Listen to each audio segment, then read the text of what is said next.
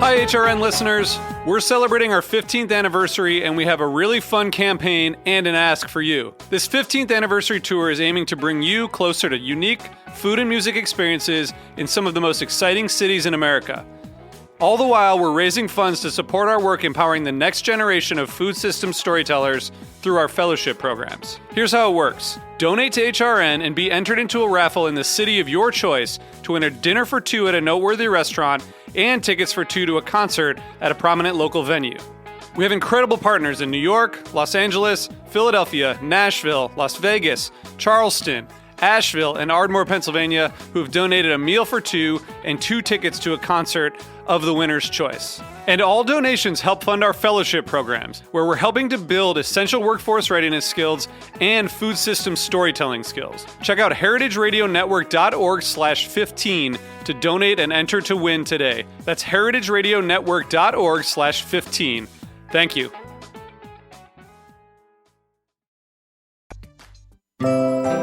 Bonnie knows when you plant something, it keeps on giving.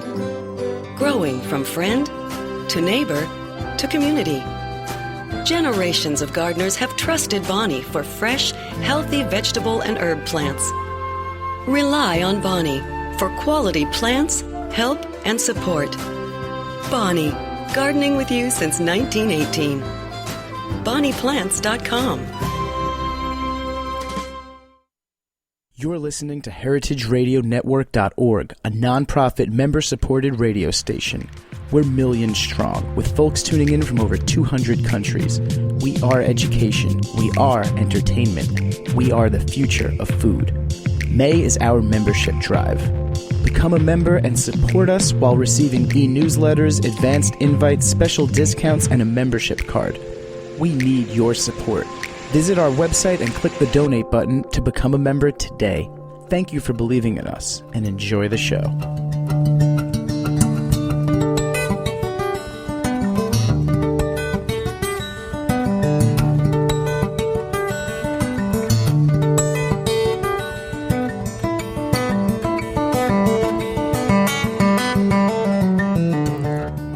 Well, hello and welcome. It's Chef's Story, and today we're broadcasting from Roberta's in Williamsburg, Brooklyn, Bushwick, really.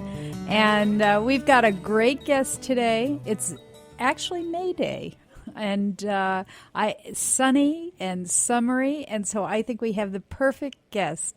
Today we have Kenny Callaghan from Blue Smoke, the ultimate barbecue restaurant in New York City, the urban barbecue restaurant in New York City. And right before we get to talking about Kenny, I just want to give a heads up to everybody that it is May, and so it's membership month at Heritage Radio Network. And you might be listening to this and thinking, oh, it's a free station. Well, it's free for you. It isn't free for us. So we're going to ask you to be a member, and it would really help us out here to pay for the coffee, right, Jack? So we'll talk about that later. But let's get back to the nice day. Let's get back to barbecue and this really fun guest that we have today.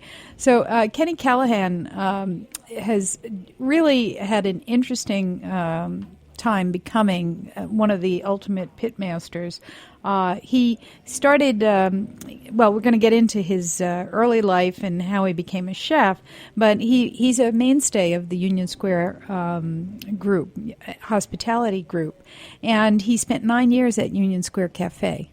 And then he had, I think, quite a great time going around, probably with Danny Meyer, tasting the best barbecue in the United States.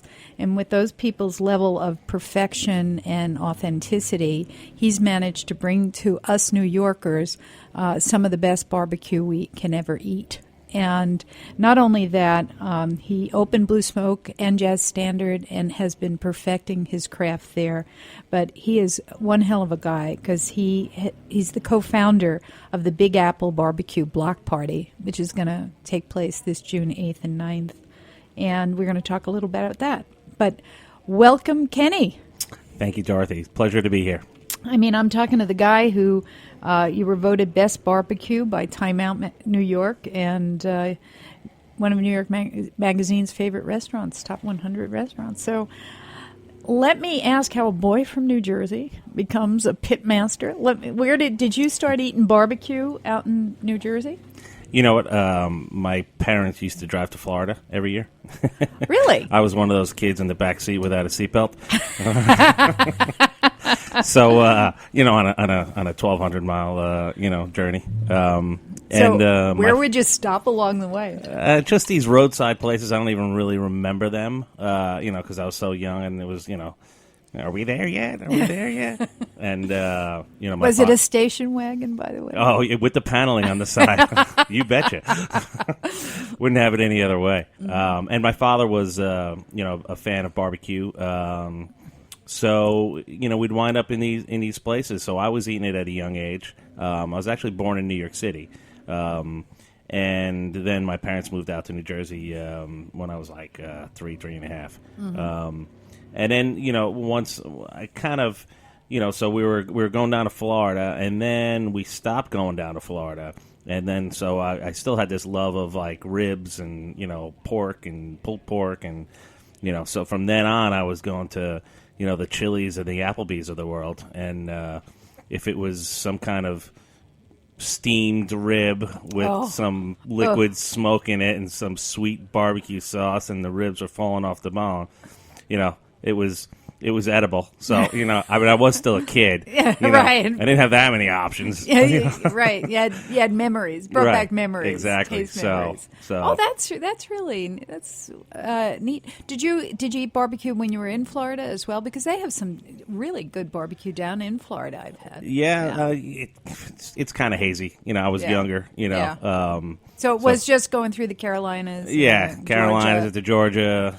Right.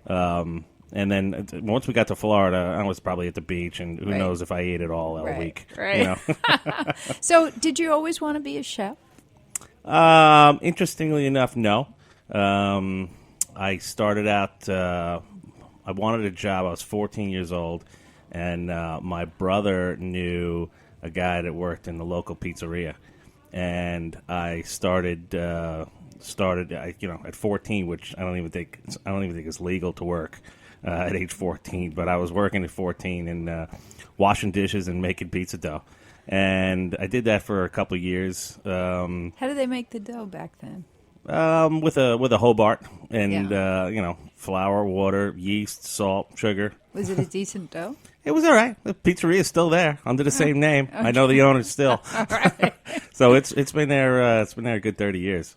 They ever let you try to throw it in the air? Oh yeah, no. I started making pizza later on in life, but so anyway, when I was working, I graduated into the kitchen, working as a cook there, making chicken parm, veal parm, sandwiches, stuff like that. And it was only me and my brother, and my mother bullied me into a guidance counselor's office one time, and my brother was older than me, and it had already gone into the Navy, and she says, well, one of you boys has to go to college. And since I was the only one left, so, I mean, literally within an hour's time, it was me, her, and some guidance counselor. I don't even remember her name.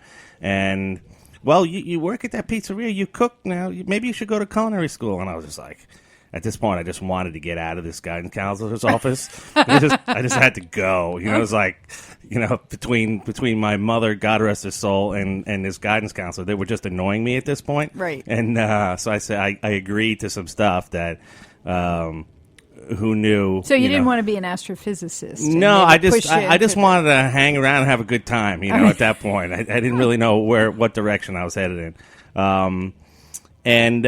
So next thing you know, I wound up applying to CIA up in Hyde Park, New York, in Johnson and Wales. Uh-huh. And CIA, they both accepted me. CIA put me on a 9-month waiting list, and Johnson and Wales accepted me right away.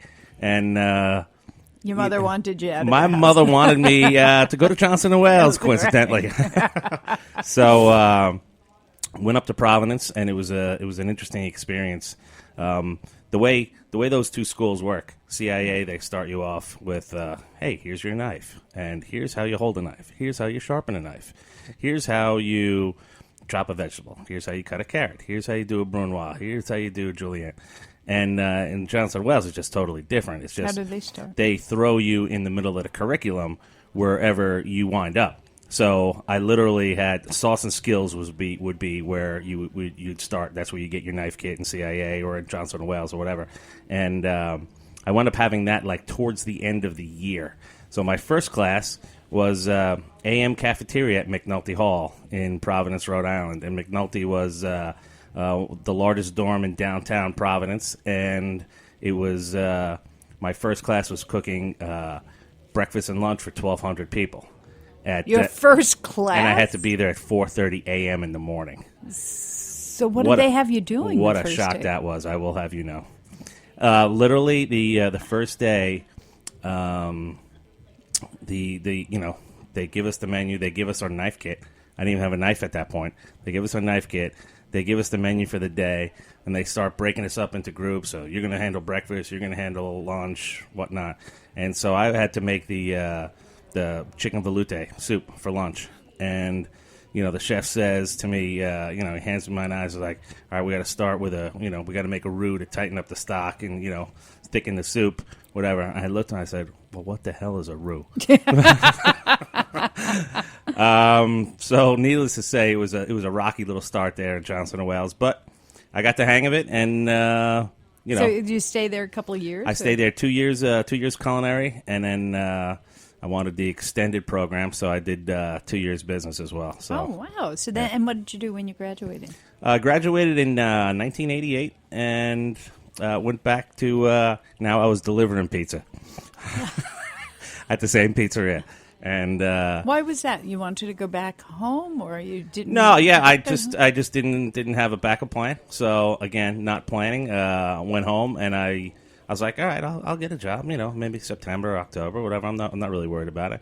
And this is before we had cell phones. Mm-hmm. And so I went home and I was I was playing guitar too.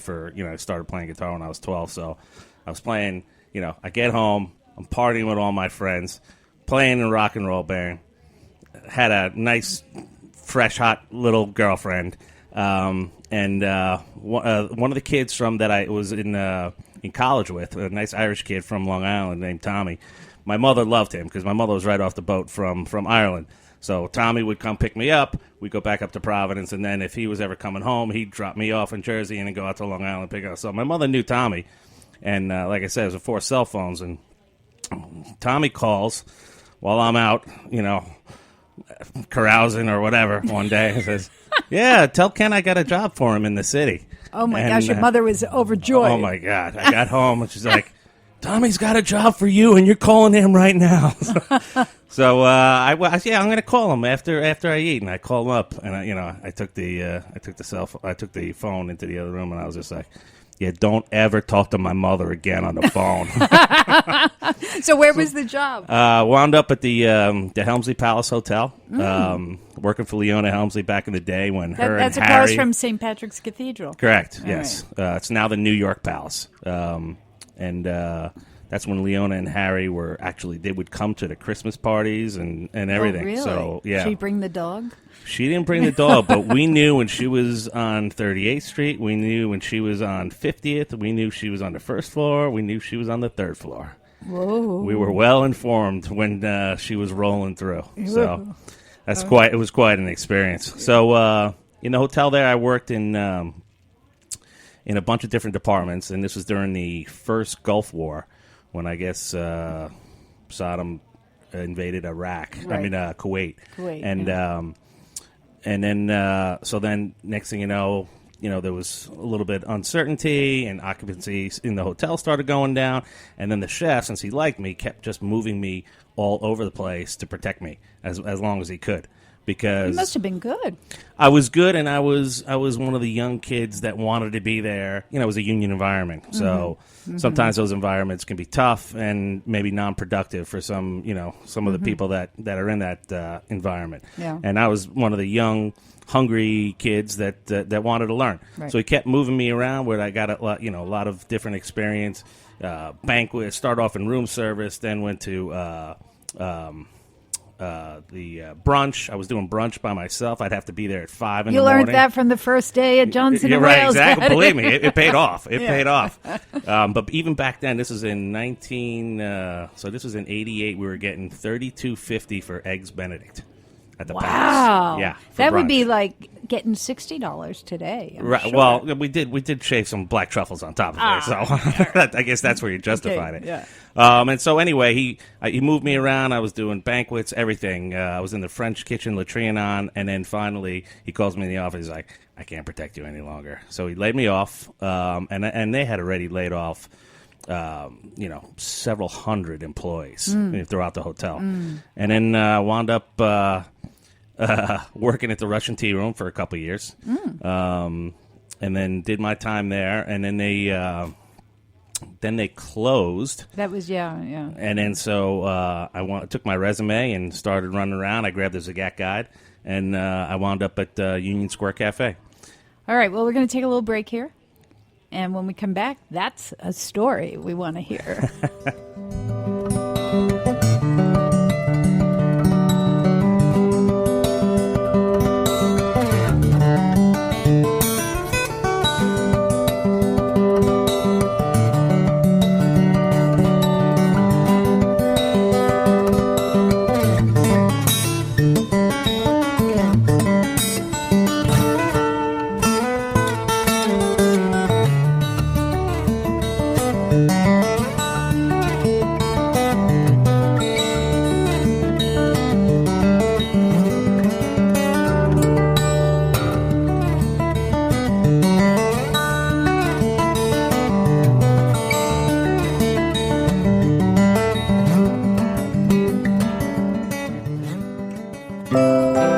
Bonnie knows when you plant something, it keeps on giving. Growing from friend to neighbor to community. Generations of gardeners have trusted Bonnie for fresh, healthy vegetable and herb plants. Rely on Bonnie for quality plants, help, and support. Bonnie, gardening with you since 1918. BonniePlants.com. So, welcome back. You're listening to Chef's Story, and it's May, and it's membership month. And so, as I mentioned at the top of the show, we really have to support this network. If you like this program, and there's some other phenomenal programs. If you're just looking, go to heritageradionetwork.org. I know you have, because that's the way you get this program. But I just love, Jessica Harris's Cities of the World, Examine Food versus Foodiness. Even, Tom Colicchio's cousin, Philip, has a business show on this radio station. It's so full of stuff you won't hear on commercial radio, and we need your help. So go online, become a member, become a fan, tell them you love Chef's Story, you want to keep Dorothy on the air, and all the fabulous chefs that come here. So... And today, our chef is Kenny Callaghan, from Blue Smoke and Jazz Standard. And we're just getting to the part of the story where he's gone to Union Square Cafe. In those days, I don't think they had the big hospitality group yet. No. It was just that one location. It was just the only location. So tell us, what was it, what was it like? Michael Romano was the chef at the time? Michael Romano was the chef, and I kept trying to figure out, he scheduled the interview with me on Friday afternoon at 12:30, and I'm like, doesn't this chef need to be in the kitchen at 12:30 on a Friday? But once I got the job, I realized that he was never in the kitchen on Friday. No, but but he had a great crew of people that running the show for him, so he didn't need to be in the kitchen on Friday. But so, I interviewed over there and got the job, and he had offered. What year me, was that? This was 1993, November 93. And he offered me two different positions. One was a PM saute position, and one was a AM hot app position, the pasta station. And I would have had to graduate from the hot app pasta station to get to saute. So, but I was like, wow. Working at the Russian Tea Room, working at a hotel. I worked every holiday, every New Year's Eve, every Thanksgiving, you name it. And I was just like, wow, he's offering me a day job? I was like, you know what? Never really had a day job. I'll try the day job. And then there was one guy that was they didn't make him a sous chef. He's actually a good buddy of mine. They didn't make him a sous chef, but he was right under a sous chef, and he had Monday through Friday was his schedule. And he was essentially running the kitchen, doing all the ordering. His name's Larry Finn. And I was like, wow, I want that guy's schedule. And so he had gone through all the stations. The way it goes is you work through, your pasta, your saute, your grill, then you're the tournant. The tournant is the guy that works all the stations on their days off. So you have to be the senior guy that can work any station. Mm-hmm. Then from tournant, you would normally get promoted to sous chef. Mm-hmm. And then so they had this interim position called expediter. Mm-hmm. For whatever reason. Isn't that the person who stands at the pass and watches all the food go out? Correct. Mm-hmm. But that person needs to have the street cred and, mm-hmm. To be able to tell you, like, this ain't right and push it back in your face. So it's got to be the guy that's experienced enough to be able to do that. Right. So it's essentially, it was a sous chef. And he had this Monday through Friday schedule. I was like, that's the job I want. And then, so I worked through all the stations, and within a year and a half, I got that position. Then next thing you know, Romano made me the sous chef, and then the exec sous, and I was the executive sous chef there for probably the last 4 years I was there. And, at that point, when I started in 93, there was 90 employees. I was one of them. Now they had opened Gramercy. And then from there, they were opening Tobble and 11 Madison after that. And well, before we go there, let me ask you about street cred in the kitchen. Sure. How long does it take someone coming out of school to earn their street cred? I think this is a big issue with chefs today. Kids come out of culinary school, or adults come out of culinary school, and they think they're a chef, or just because they have a little bit of knowledge. How long does it take someone like that to get street cred? It's all about what you can do and how you cook and how you assimilate into the system. The reason a lot of chefs, and myself included, have issues with some people right now is the level of respect that people come out of culinary school. Mm-hmm. I blame the Food Network mainly for that, because and the culinary schools make you tell the parents that it's going to cost you X amount, $20,000, $30,000, $40,000 a year, and your son could be the next Bobby Flay or Emeril Lagasse. Mm-hmm. And there's really nothing further from the truth. And, I learned the just basic fundamentals in culinary school. And it wasn't until I got to New York, got to the hotel, got to the tea room, and working on the line and cooking day in, day out, where people can trust you, and your sous chefs and your managers can trust you. Mm-hmm. And as a line cook, I always had this thing in the back of my head of how can I always help my boss make his job easier. Mm-hmm. And that was by me doing the best I could. So if he had to worry about anybody on the line, he wasn't worried about me. Where did you learn that mentality? Did you learn that in school, or was that something inbuilt in you? I don't know. I don't think I learned it in school. It's not something that they...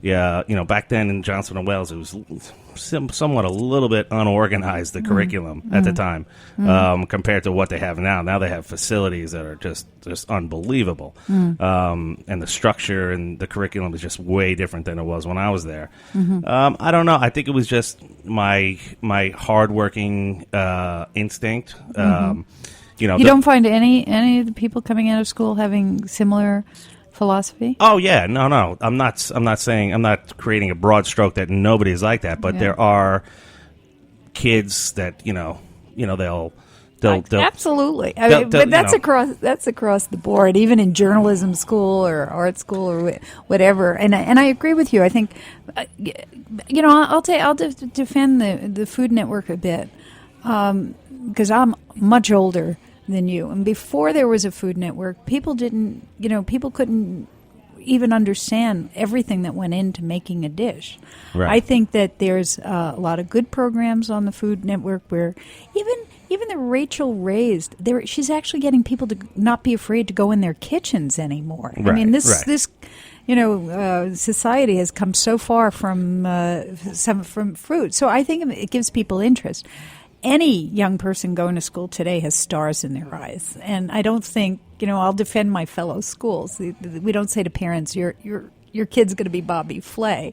And quite frankly, we have Andre Soltner and Right, sure. and Ellen Sayak and Jacques Pepin. They beat the kids up. You're not, make an omelet, just a simple omelet. They can't do that. So I agree. They come out with big heads, swelled heads. But I'm going to make a statement that's been going on for hundreds of years. When kids get out of school, they think they're better than they are. Maybe. But if you guys, I think if you can give us some tips on what to say and when to say it to them before they come out, like at graduation.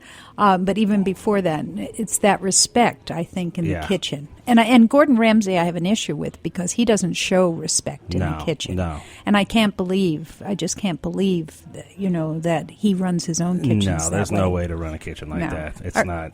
So let's get back to Kenny Callaghan. Well, I mean, just to your point there, and I don't want to just hose the Food Network. I just threw that out there. I mean, it's just that perception that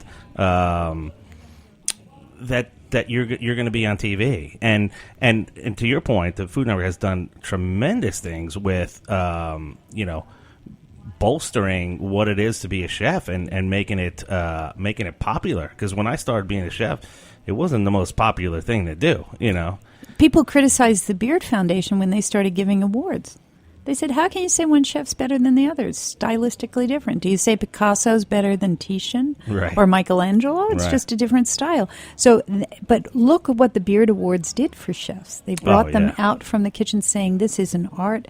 These are people that are, part of our culture that should be celebrated. It's amazing, yeah. So there's good and bad. Absolutely. But I love to mix it up on the show. Well, you can't just sit here and be a lackey. I think to what you're going to tell the young folks and the people in culinary school, I guess I can only take from my experience. What I did was I always tried very hard every day, and I always took my job very seriously, even though I could have fun at my job. And if I ever made a mistake, I took it personally, and I marked it to the hard drive, and I never made that mistake again.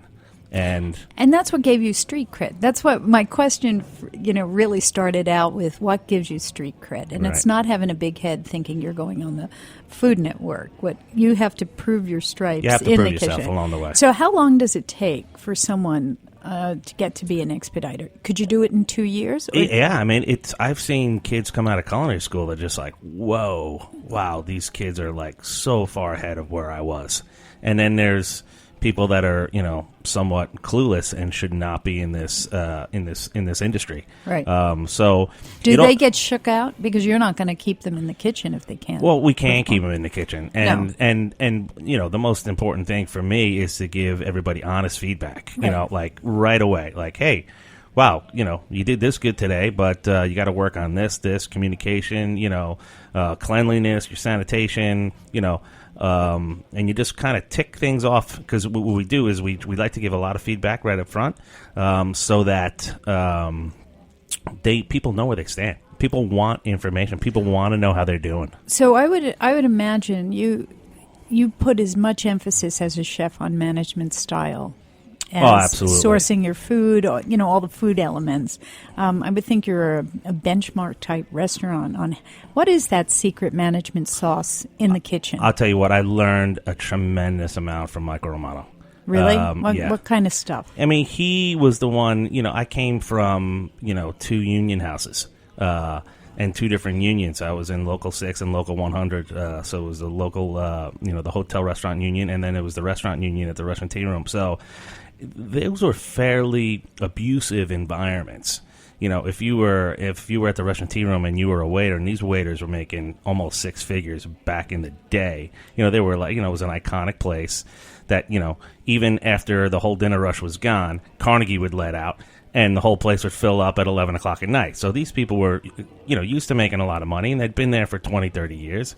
And, if you didn't ask me the right way for your food, I could let your steak, sit there and burn in front of you, and I'd walk off the line and go to the bathroom. That's the type of environments I was working in. And then when I got to Union Square Cafe, it quickly became apparent to me that this was a much different type of operation. The general manager at the time, now he's one of the managing partners, Paul Bowles-Bevan, came from behind the line on day 2, and he had his trench coat on. It was raining out, and he spotted me, spotted a new face in the kitchen, soaking wet with his briefcase and his trench coat, came all the way around the line to say hello to me and shake my hand and welcome me and said good luck. And he walked away from me, and I said, what the hell does this guy want from me? It took me about 3 or 4 months to realize he was just a really nice guy and just really wanted to welcome me and make me feel welcome. Wow. And I was just like, whoa. It was just like a totally different mindset. And Michael Romano taught me that you don't have to be abusive. You have to be respectful, give people the respect of letting them know how they're doing, talking to them in a manner that that they'll understand. There's times, it's a pretty heavy environment in the kitchen when it gets busy, and Union Square Cafe was, it was the most popular restaurant in Zagat at the time, so we were getting our butts kicked, on a regular basis, which was a good thing because it was always coming. It's not like it was a shock when it came, because I would, when I was running. You that must place, have done incredibly well to be plucked out of that environment and doing the investment of a whole new restaurant. And we're gonna take a break here and come back and hear all about Blue Smoke.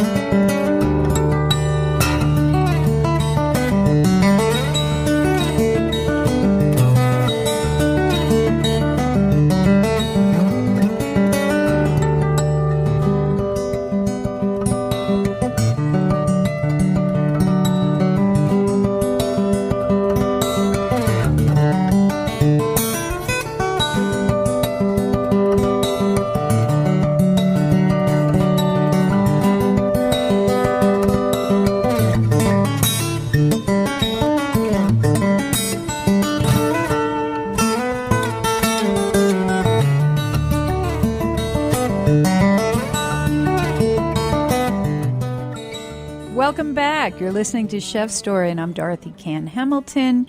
And today my guest is Kenny Callaghan from Blue Smoke Restaurant in New York City. Extraordinary barbecue. This is a pitmaster for sure. So, Kenny, how did you become the pitmaster? Because you're working at Union Square Cafe. I don't remember too many pigs, running through that restaurant. There was a couple. Yeah, but they're not the animal kind.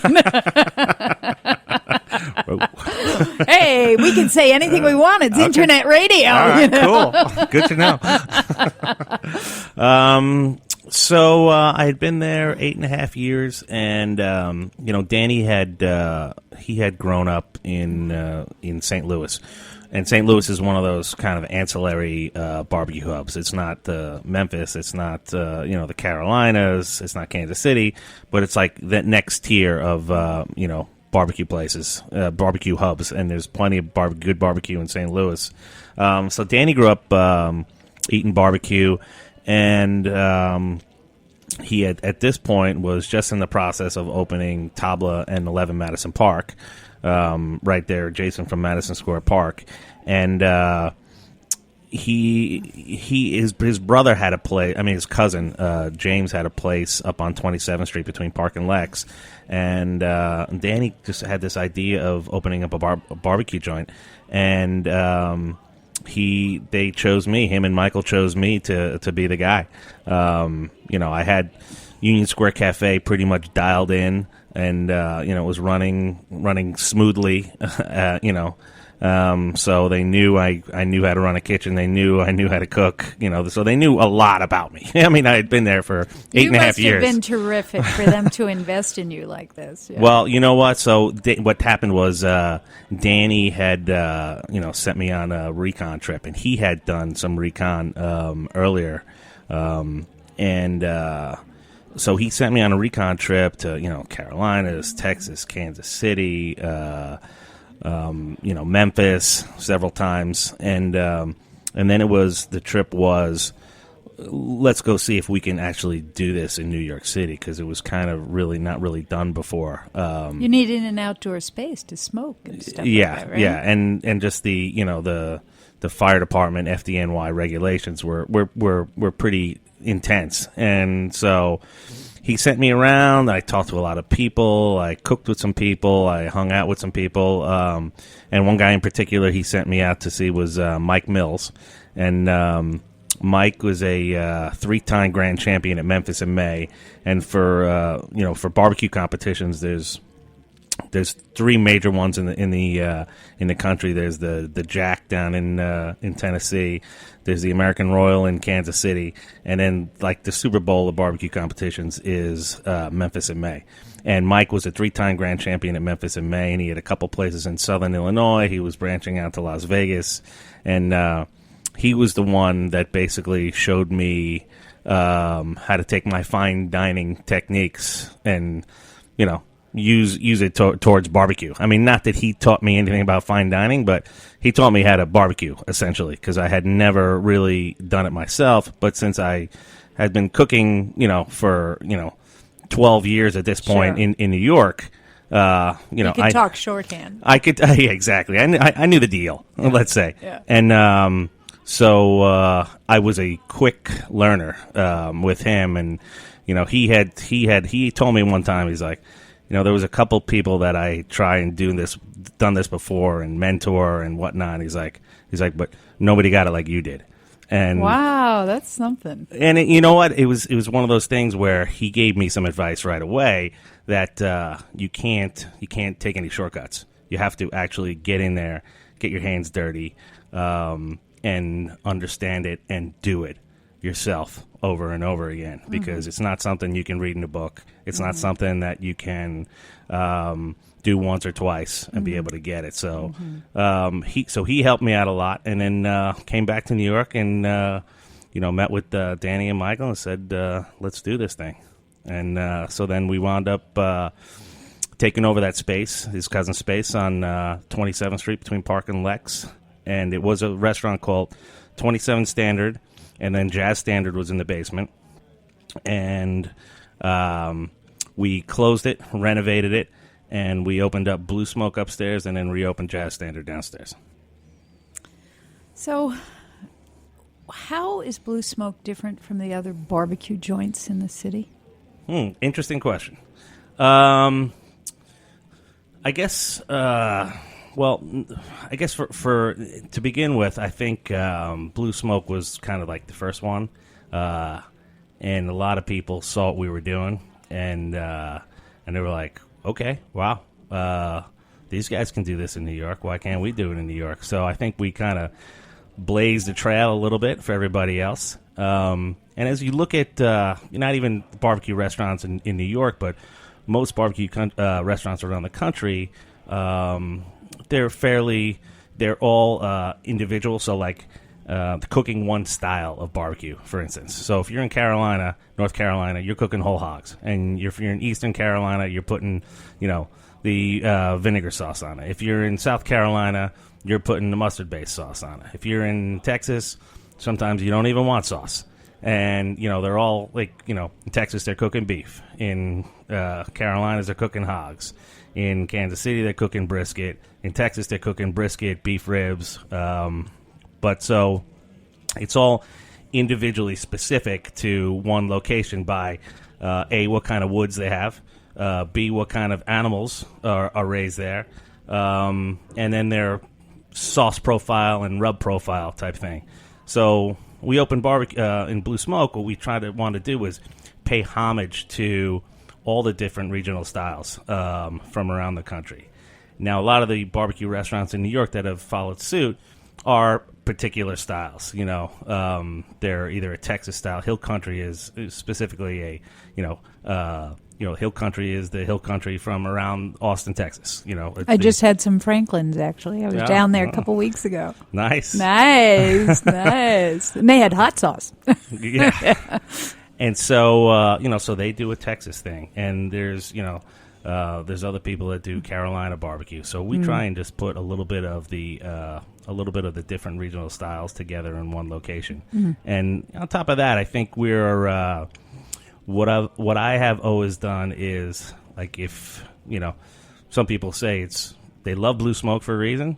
Some people criticize me for a reason, because I try and always put a little bit of a extra level of finesse in with everything that surrounds a barbecue. I always have fresh fish on the menu. I always have, fresh vegetables on the menu. In the summertime, whenever I can, I get local green market vegetables. And the reason for that is I've always tried to kind of push things in a direction with a little bit more finesse than the rest of the barbecue joints, just so we can differentiate ourselves. That sounds like more than finesse. That sounds like taking attention to the whole menu and not just the meat. Well, we are now kind of slightly shifting direction. And because we're trying to evolve. I view a restaurant just like a house or a boat. Once you stop working on it is when it starts falling apart. Right. So how are you evolving? Where's it going? Just instead of being labeled in the barbecue joint, I'd rather be a great American restaurant that serves great barbecue. So. We're still gonna. That's a great thing, because a lot of times people will say, "I want to go out for barbecue," and the other one says, "No, I don't want to eat that." And so this way, everybody can go out and you can get great barbecue, but you can get great fish and great everything else, and it doesn't have to be predictable desserts. So that is really great. So you're really distinguishing yourself. You're setting a new benchmark. You hit it right on the head. If you're from the Carolinas and you're now transplanted in New York, and you grew up, number 1, 2, or 3 was, "Hey, honey, what are we having for dinner tonight? Is barbecue." Or you grew up in North Carolina and your significant other, grew up in San Francisco, Chicago, New York, they don't want to eat barbecue all the time. So right. I want to make sure I have other great, sustainable, fresh things that are, nutritious and, not always just laden with fat and, richness, to offer people. And I just think it's a nice compliment. It is. So tell me about the Big Apple Barbecue. And how did that come about, and what does it accomplish, and how do we get online to the front of the line? Well, the Big Apple Barbecue is it's a festival that we started 11 years ago. This is our 11th year, and we quickly realized that New York was just such a melting pot from people, all over the world, but, specifically all over the country, from the Midwest to the whole Southern Belt. And a lot of these people grew up on barbecue.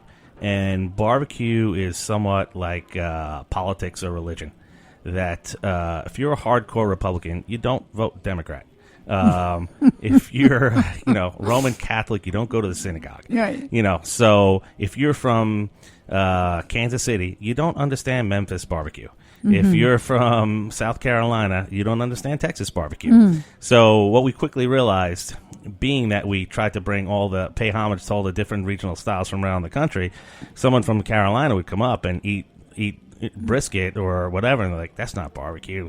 You don't know, guys, know what you're doing," and whatnot. So we started the Big Apple Barbecue in an attempt to kind of bring all the different regional styles all to one place and have them right next to each other, cooking on the street on Madison Avenue in New York City. I mean, what greater stage could you have to be able to experience all the best of the best barbecue and the regional styles. How do right the people next to from each other. the South feel about it? I mean, all the people that come from the barbecue states, are they the majority of people who are coming to this? No, you know what? It's been universally accepted. It's just become such a great event that the popularity is just grown, that everybody who comes to this event loves the event. And is it for charity? It's for a charity. The proceeds benefit the Madison Square Park Conservancy, where we've had the event the last 9 years. And last year, I think we gave them about $130,000 towards the park, and the park is just a beautiful park, and they have been a great partner with us over the last 9 years. It's just been a great partnership with them. Unfortunately, we're going to have to end the show. I got to ask you, what's your favorite barbecue? You mean my favorite style? Style. I'm kind of partial to the Eastern North Carolina vinegar sauce.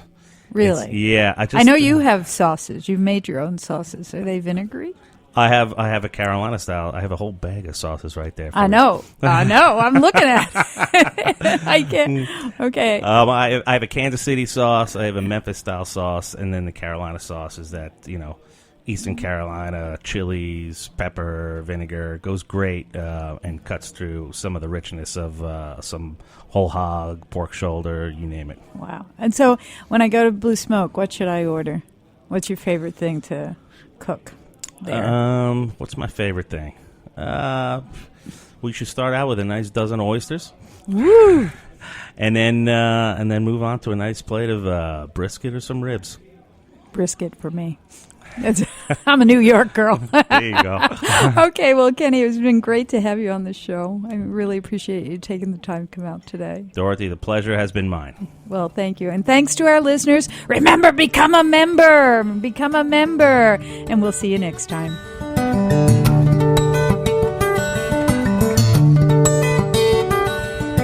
Thanks for listening to this program on heritageradionetwork.org. You can find all of our archived programs on our website or as podcasts in the iTunes Store by searching Heritage Radio Network. You can like us on Facebook and follow us on Twitter at heritage_radio. You can email us questions at any time at info@heritageradionetwork.org. Heritage Radio Network is a non-profit organization. To donate and become a member, visit our website today. Thanks for listening.